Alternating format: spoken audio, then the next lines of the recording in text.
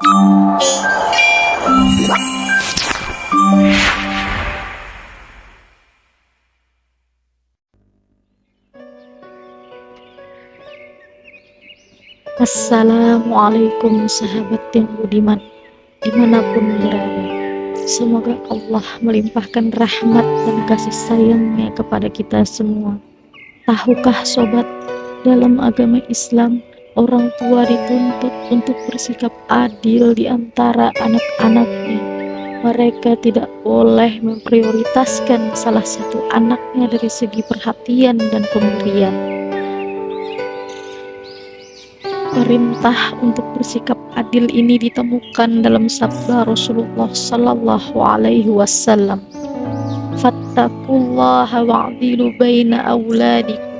Bertakwalah kepada Allah, bersikap adillah terhadap anak-anak. Hadis Bukhari. Hadis ini dipahami oleh para ulama sebagai bentuk larangan bagi orang tua dalam bersikap pilih kasih terhadap anak kesayangan. Entah karena itu anak tertua, anak terakhir, anak yang berprestasi, anak paling soleh, anak paling berbakti, anak yang paling kaya, anak yang mapan, dan sebab lain.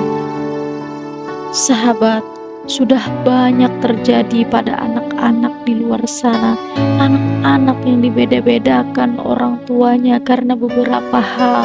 Padahal itu sama sekali tidak boleh terjadi kepada anak manapun. Mereka berhak mendapatkan kasih sayang yang sama, perhatian yang sama, seperti saudara-saudaranya, seperti anak-anak lainnya. Selain mentalnya, si anak yang bisa aja drop, si anak merasa seperti anak tiri, merasa seperti bukan anak kandung kedua orang tuanya, seperti merasa bersalah telah hadir di antara kedua orang tua. Pilih kasih orang tua dilarang oleh agama karena sudah jelas dapat menimbulkan keretakan dan kecemburuan sosial di lingkungan keluarga. Pilih kasih orang tua di kalangan anaknya, termasuk cucu-cucunya sebagai keturunan di bawahnya, dilarang dalam agama Islam. Orang tua makruh bersikap pilih kasih dalam pemberian terhadap anak, walaupun ke bawah atau cucu, meski anaknya masih ada. Sikap adil dari orang tua akan mencegah timbulnya penyakit hasad di dalam hati anak dan memadamkan api kebencian di antara anak-anak. Sikap adil dari orang tua juga akan mendatangkan cinta dan keharmonisan antara sesama anak. Bahkan lebih dari itu, sikap adil dapat membantu anak-anak tersebut agar bisa kompak, sama-sama berbakti kepada kedua orang tuanya dan berbuat baik setelah orang tuanya sudah tiada, seperti mendoakan, melaksanakan wasiat orang tua, dan menjaga kerukunan setelah orang tuanya meninggal dunia. Ini merupakan buah dari keadilan yang ditegakkan oleh kedua orang tua semasa mereka hidup kepada anak-anak mereka. Maka Nabi berpesan agar para orang tua berlaku adil dengan anak-anaknya. Ini adalah perkara yang wajib, karena ini adalah perintah Nabi Shallallahu Alaihi Wasallam.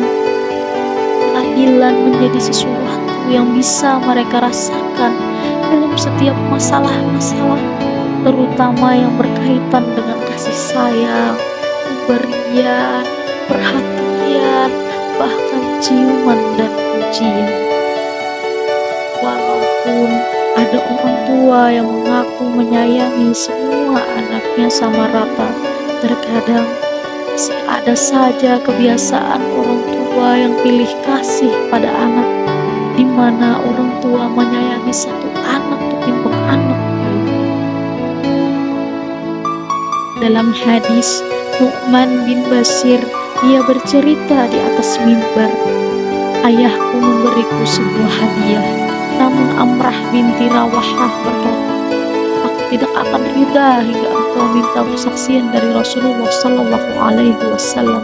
Maka ayahku pun datang, ya Rasulullah, Rasulullah Shallallahu Alaihi Wasallam dan menceritakan hal itu. Anakku dari Amrah binti Rawahah aku berikan hadiah, dan ibunya Amrah bersikeras agar aku meminta persaksian darimu, wahai Rasulullah. Maka Nabi bertanya kepada ayah, semua anakku kamu berikan hadiah juga? Ayah menjawab, tidak. Maka Nabi Shallallahu Alaihi Wasallam bersabda, kalau begitu jangan meminta persaksian kepadaku, karena aku tidak mau bersaksi atas sebuah kezaliman dan ketidakadilan. Hadis riwayat Muslim. Keadilan itu harus ditegakkan di antara anak-anak kita.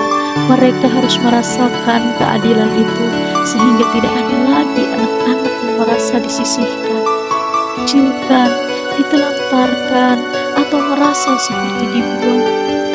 Di luar sana kita mungkin pernah mendengar tindak kejahatan seorang anak kepada ayah, ibunya, bahkan kepada saudara-saudaranya, hanya karena merasa diperlakukan tidak adil.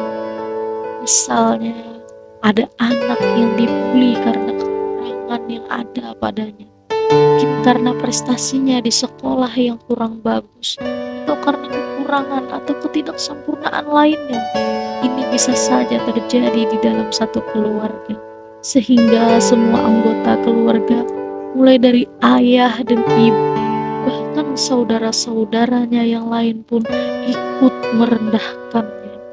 Sikap dan perbuatan seperti itu bisa memberikan efek yang sangat buruk terhadap kejiwaan anak sebagai korban, dan bisa saja berujung kepada tindak kriminal. Nauzubillah, kita tidak mengharapkan itu terjadi. Maka perkara seperti ini tidak boleh dipandang sebelah mata. Menegakkan keadilan di antara anak-anak itu perintah Nabi. Maka perintah itu diawali dengan perintah untuk bertakwa, menunjukkan bahwa itu adalah bentuk takwa kita kepada Allah, yaitu berlaku adil kepada anak-anak kita.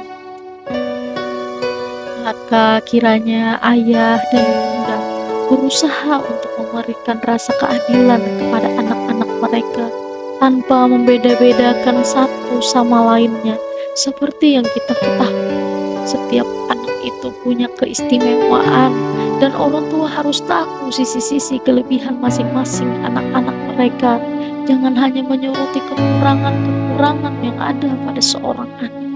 Di lain pihak, ada anak yang lain terus dinilai dipandang dari kelebihannya, sehingga anak yang dipandang terus kekurangannya ini merasa diperlakukan tidak adil. Ini akan muncul jiwa dan batinnya. Dia akan tertekan, dan mungkin dia akan memberikan alasannya ketika dia dewasa atau rentan pada saat itu. Kita tidak tahu dampak buruk dan ditimbulkan dari sikap yang salah itu.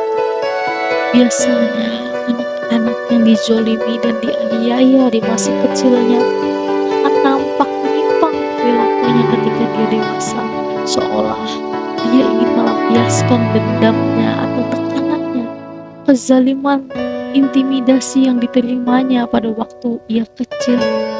Maka hendaknya pada orang tua benar-benar memperhatikan hal ini, berusaha untuk bersikap adil kepada anak-anak, terutama di dalam hal pemberian, baik itu berupa barang, hadiah, perhatian, maupun pujian.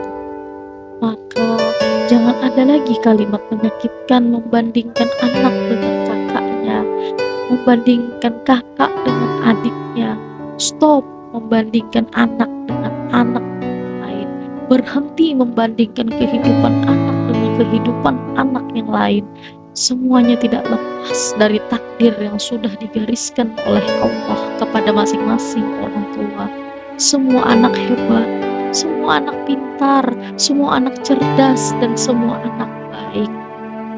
Mulai sekarang, inilah anak-anak kita.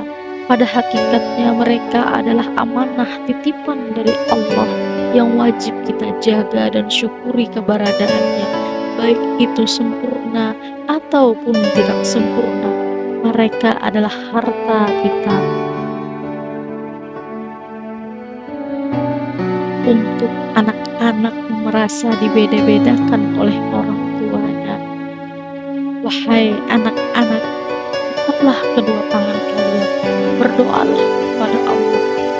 Allahumma firli wali walidayya warhamhuma kama rabbayani shaghira. Ya Allah, ampunilah semua dosa-dosaku dan dosa-dosa kedua orang tuaku, serta berbelas kasihlah kepada mereka berdua ya Allah, seperti mereka berbelas kasih kepada diriku di waktu aku kecil.